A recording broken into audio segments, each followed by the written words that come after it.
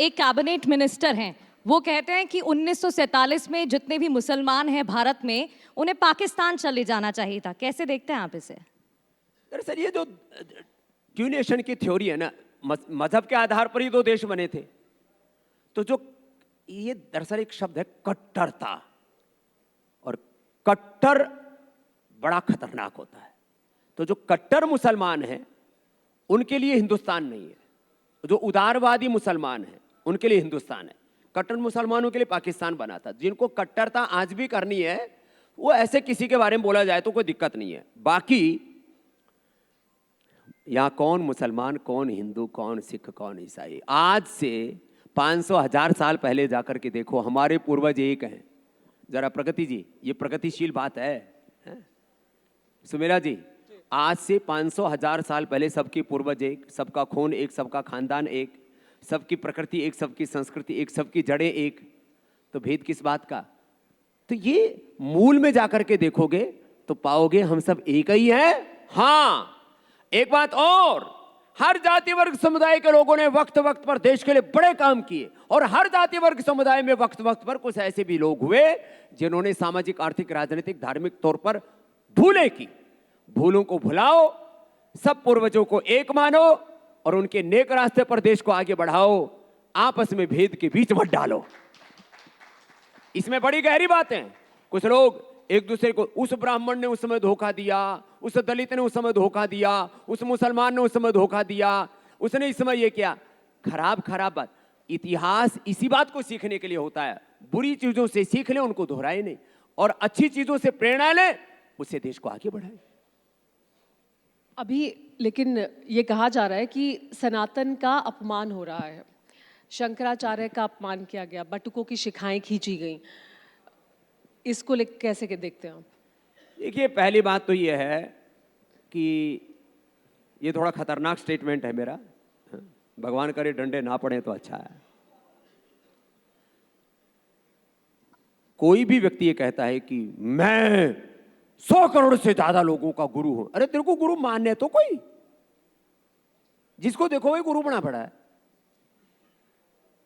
गुरु वो होता है जिसको देश श्रद्धा से माने, और ये देश किसी एक परंपरा का नहीं है। यहां आदि शंकराचार्य जी भी हैं, मध्वाचार्य जी भी हैं, रामानंदाचार्य भी हैं, रामानुजाचार्य जी भी हैं, वल्लभाचार्य जी भी हैं, गुरु शंकर देव हैं, गुरु माधव देव हैं, गुरु जो है यहाँ पर हमारे कबीर भी हैं, यहाँ पर हमारे वाल्मीकि जी महाराज जी भी हैं, रहीदास जी महाराज जी भी हैं, हमारे यहाँ पर गुरु नानक देव, गुरु गोविंद सिंह, भगवान बुद्ध भी हैं, भगवान महावीर भी हैं। लेकिन आप किसकी ओर इशारा कर रहे हैं? किसकी एक ओर? परंपरा स्वामी अभिमुक्तेश्वरानंद की बात तो नहीं कर रहे हैं आप? सुनो तो, एक परंपरा का देश नहीं है ये, एक गुरु का देश नहीं है ये, गुरुओं का देश है। गुरुओं का, ऋषि ऋषिकाओं, वीर वीरांगनाओं का देश है। इसलिए कोई एक गुरु कहे कि मैं 100 करोड़ का गुरु हूं, तो इसका मतलब वो गुरु नहीं, गुरु घंटाल है। आप बात समझिए जरा। मान रहे हैं उनको? सुमेरा जी, आप लोगों को इस बारे में थोड़ा कम पता है। ये देश का स्पिरिचुअल कॉन्स्टिट्यूशन की बात कर रहा हूं। जैसे एक संविधान में बात होती है ना समानता की, जी, भारत में अध्यात्म में एकत्व अनुपश्यता है। लेकिन कोई एक गुरु कहे कि मैं सबका गुरु हूं, अरे तुम सबके गुरु कैसे हो सकते हो? तो इसलिए ये गुरुओं के नाम पर कि मैं सबका गुरु हूं, सारा देश आपको गुरु बोले तो बात है ना।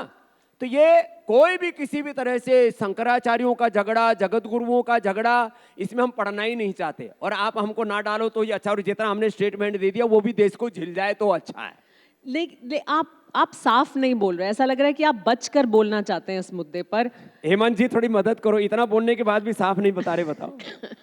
अरे हमने बता दिया, ये देश, आप उन्हें शंकराचार्य मानते हैं या नहीं? साझी संस्कृति का देश है, सभी गुरुओं का सम्मान। कोई अपने आप को ये कहता है कि मैं सबका गुरु और मेरी बात सम्मानो, इसका मतलब वो गुरु नहीं, गुरु घंटाल। चलो अगली बात करो। लेकिन ये विवाद तो खत्म नहीं हो रहा है, ये विवाद चलता जा रहा है। विवाद तो जब तक योगी आदित्यनाथ, मुंडे मतिर भिन्ना, योगी आदित्यनाथ उनकी तुलना कालनेमी से कर रहे हैं। मतिर भिन्ना, हर आदमी से जिसको पूछो वही ब्रह्मज्ञानी है। ये दुनिया बड़ी सयानी है। आदमी अपने आप को सबसे ज्यादा समझदार और दूसरों को बेवकूफ समझता है, ये महाबेवकूफी है। इसलिए ये जो विवाद किए जाते हैं ना, किसी भी नाम पर, गुरुओं के नाम पर, आचार्यों के नाम पर, आप कोई बोले ना कि ये शंकराचार्य जगत गुरु कौन है, शंकराचार्य वो है जिसमें भगवान शंकर जैसा तेज हो, संपूर्ण ज्ञान विज्ञान प्रज्ञान और समाधि जिसको प्राप्त हो। आदि शंकराचार्य का प्रतिनिधि वो होगा जिसका आदि शंकराचार्य जैसा चरित्र होगा। गुरु रामानंदाचार्य, रामानुजाचार्य, मध्वाचार्य, वल्लभाचार्य और तमाम जितने गुरुओं के मैंने नाम लिए, उनका प्रतिनिधि वो कहलाएगा जिनमें उन गुरुओं की गुरुता होगी। बाकी तो ये सब ये जो क्या लैमलाइट में बने रहने की, ये जो मेन स्ट्रीम मीडिया में बने रहने की जो एक हवस है, ये बड़ी खतरनाक है। अब बाबा रामदेव, ये ठीक नहीं है। आप आदर्श स्थिति की कोई बात चाहे कर रहे हैं। धार्मिक व्यक्ति हो चाहे राजनीतिक व्यक्ति हो, जिसको दिखास की और छपास की बीमारी रहेगी ना, वो ठीक नहीं है। नहीं, आप एक आदर्श स्थिति की बात कर रहे हैं कि पूरा देश जिसे गुरु माने वो गुरु है, लेकिन बाकी सब शंकराचार्य उन्हें शंकराचार्य मान रहे हैं, लेकिन योगी अरे भैया, आदित्यनाथ मैं उनके फिर शंकराचार्य वापस में उनका बात कर रहा समर्थन हूं। कर रहे हैं। आपस में चार आदमी मिलकर के क्या बात कर, मैं देश की बात कर रहा हूं। अच्छा बताओ, मैं जगत गुरु हूं क्या? मैं कोई शंकराचार्य हूं क्या? मैं कोई, आप माने तो मैं एक इस देश का एक अकिंचन साधु हूं। साधु की कोई आदि व्याधि उपाधि नहीं होती। साधु की साधुता ही उसकी सबसे बड़ी उपाधि है।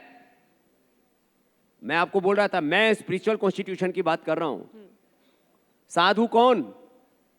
जो सबका हित साधे, जिसने अपने शरीर इंद्रियों मन को साध लिया और जिसने अपने आप को अकिंचन भगवान के दासत्व में स्थापित कर दिया है, जो भगवान की शरणागति में जीता है, जिसके चित्त में कोई अहंकार नहीं है, जो किसी की सुबह से शाम तक बजाता नहीं रहता है, ना अपनी बजाता है ना दूसरी की बजाता है, वो साधु है। जो सुबह से शाम तक इसी उथल पुथल में लगा रहे। अरे साधु के गुण लिखे हैं रामचरितमानस में, साधु के गुण लिखे हैं श्रीमद् भगवत गीता में, साधु के गुण लिखे हैं वेदों में। श्रोत्रिय ब्रह्मनिष्ठ होना चाहिए साधु को। गावै सुनाई सदा हरि लीला, हेतु रहित पर हित रत शीला, ऐसा होता है साधु। तो साधुता के गुण अलग है, राजनीतिक तौर पर मामला अलग हो जाता है। अब आप योगी आदित्यनाथ जी की बात को बीच में ले आ रहे हो, उनसे क्या तकलीफ है? उन्होंने उन्हें कालनेमी बोला और वो योगी आदित्यनाथ जी को कह रहे हैं कि वो वेतन लेते हैं, तो वो योगी कैसे हैं? अच्छा, उन्होंने उसको क्या बोला? कोई एक दूसरे को, कोई किसी को औरंगजेब कह रहा है, कोई किसी को बाबर कह रहा है, कोई किसी को कालनेमी कह रहा है। अब इसमें मेरा फजीता क्यों करवा रहे हो? हम तो आपकी राय जानना चाहते हैं। वो गांव में बड़ी खराब कहावत है, आपने बोलूंगा कहा नहीं। साधु है, साधु तो सच्ची बात करता है, जो हक की बात है वो करता है, तो हम तो आपकी राय देखो, जानना चाहते हैं। जहां तक राज की बात है, जो पूर्ण विरक्त व्यक्ति है, जिसमें सत्ता संपत्ति का किसी भी चीज का कोई दंभ नहीं है, दंभो दर्पोभिमानश्च क्रोधः पारुष्यमेव च ज्ञानम चाभिजातस्य पार्थ संपदाम आसुरी, जिसमें कोई आसुरी संपदा नहीं है। अवयम सत्व संशुद्ध ज्ञान योग व्यवस्थिति दानम दमस्य यज्ञ स्वाध्याय तप आर्जवम अहिंसा सत्यम क्रोध त्याग शांति अपैशुनम दया भूतेषु लोलुप्तम मार्तुम ह्रीरचापलम तेज क्षमा धृत शौचम अद्रोहनाति मानिता भवन्ति संपदम दैवीम अभिजातस्य भारत। ये 26 गुण है। पहले दूसरी बार आओगे तो पहले से पढ़ करके आना, ये जिसमें होंगे वो साधु है। अब उस सत्ता में साधु रहेगा तो सबका कल्याण रहेगा। कन्फ्यूशियस से लेकर के आचार्य चाणक्य से लेकर के महान दार्शनिकों का मानना है, जो राजा होता है उसको पूर्ण साधुता में जीना चाहिए, और या तो साधु को राजा होना चाहिए या राजा को साधु हो जाना चाहिए। ये तो मेरा योगी आदित्यनाथ जी के बारे में उत्तर है। और किसका बच गया? शंकराचार्य जी का। भाई मैं उनके बीच में पढ़ता नहीं, अपना फजीता करवाता नहीं।